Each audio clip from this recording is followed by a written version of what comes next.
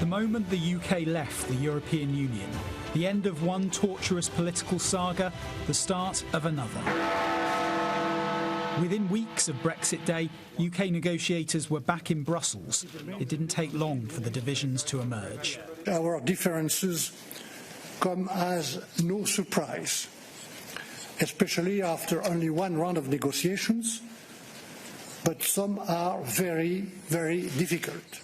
As the COVID pandemic hit, talks moved online, but stubborn sticking points remained.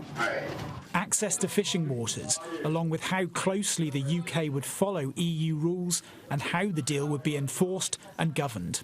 For Boris Johnson's predecessor, resolving that perennial Brexit tension between access and control was to prove an impossible task. In divorce talks with the EU, Theresa May initially aimed for a more distant relationship, but faced with rejection in Brussels, was forced to change tack. Are you running away from the big decisions again, Boris?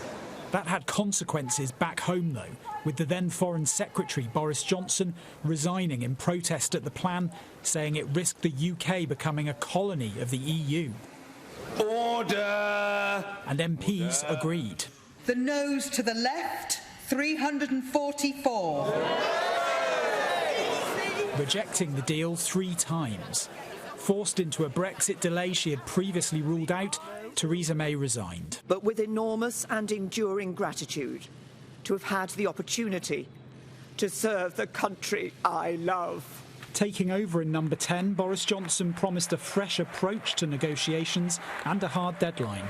Can you make a promise today to the British public that you will not go back to Brussels and ask for another delay to Brexit? Yes. And sorry. I can. And would you I'd rather be dead in a ditch. A last-minute meeting with the Irish Prime Minister eventually paved the way for a deal. But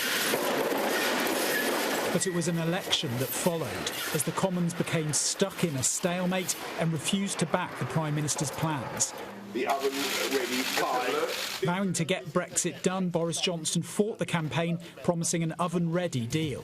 The exit poll is indicating it's a Conservative win. The strategy worked. A thumping majority was gifted to the Conservatives, Brexit now certain, but still far from done. Amid anger from the EU and with trust running low, negotiations seemed to be petering out.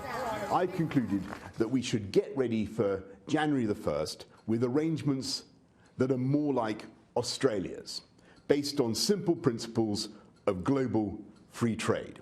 A dinner between Boris Johnson and the EU Commission President was arranged. At first, the gaps between the two sides seemed too wide, but then, at the last minute, a breakthrough and a deal.